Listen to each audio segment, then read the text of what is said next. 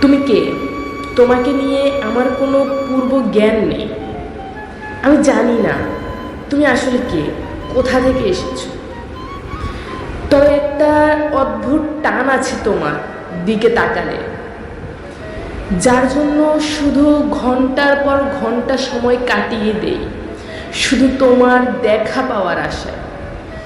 তোমার দেখা পাওয়ার জন্য আমি কিচ্ছু বলিনি, তোমার কোনো উত্তর চাইনি, শুধু সেই চোখজোড়ার দিকে চেয়ে থেকেছি যেখানে লুকিয়ে আছে হাজার অজানা প্রশ্ন। তবুও তুমি আমার ভেতরের নীরব কথোপকথনের সঙ্গী। আমি হয়তো তোমায় ঠিকঠাক চিনি না, তবুও তোমার মুখটা, তোমার হাঁটা, তোমার চাহনি, এসব যেন আমার হৃদয়ে গেঁথে গেছে।